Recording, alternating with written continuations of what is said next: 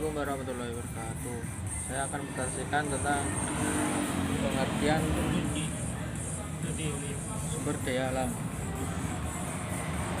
Sumber daya alam adalah seluruh tentang lahan termasuk ruang publik dalam skala luas maupun semua daya alam di dalamnya beserta seluruh komoditi yang dihasilkan.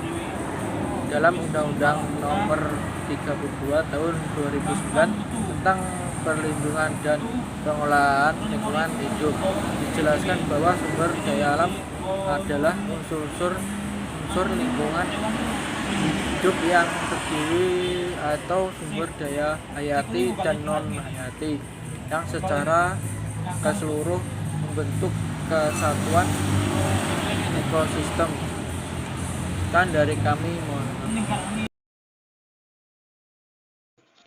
Yang kedua yaitu macam-macam sumber daya alam. Sumber daya alam dapat digolongkan menjadi beberapa macam.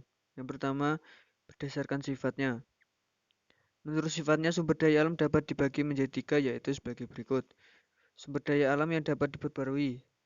Contohnya, hewan, tumbuhan, mikroba, air, dan tanah.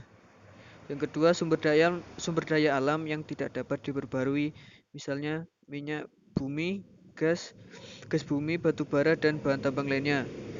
Yang ketiga, sumber daya alam yang tidak habis, misalnya udara, matahari, energi pasang surut, energi laut, dan air dalam siklus hidrologi.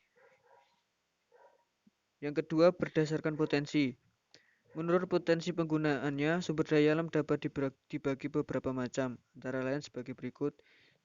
Yang pertama, sumber daya alam materi merupakan sumber daya alam yang dimanfaatkan dalam bentuk fisiknya, misalnya batu, besi, emas, kayu, serat kapas, kaca.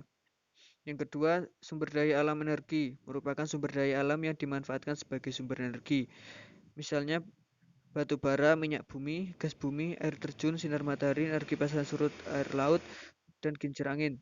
Yang ketiga, sumber daya alam ruang merupakan sumber daya alam yang berupa ruang atau tempat hidup, misalnya area tanah atau daratan dan angkasa. Yang ketiga, berdasarkan jenis. Menurut jenisnya, sumber daya alam dapat dibagi menjadi 2, yaitu sumber daya alam non-hayati dan sumber daya alam hayati.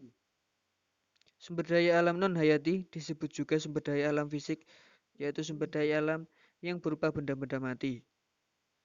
Yang kedua, sumber daya alam hayati atau biotik. Sumber daya alam hayati disebut juga sumber daya alam yang berupa makhluk hidup, misalnya hewan, tumbuhan, mikroba, dan manusia. Di sini saya akan menjelaskan mengenai pemanfaatan sumber daya alam.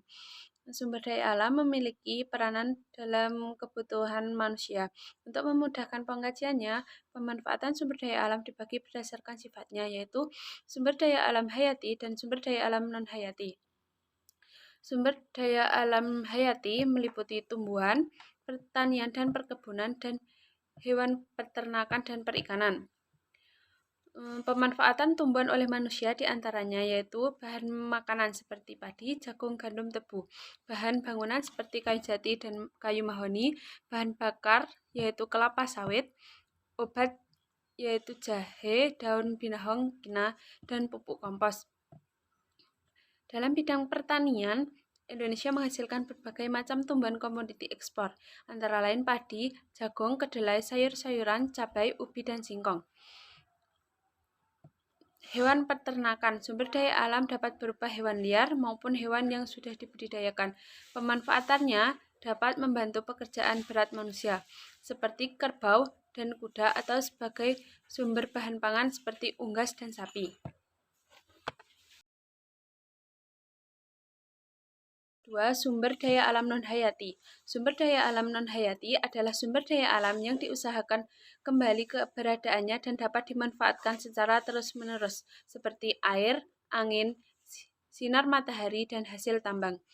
Demikian dari kelompok kami. Bila ada kurang lebihnya kami mohon maaf. Wassalamualaikum warahmatullahi wabarakatuh.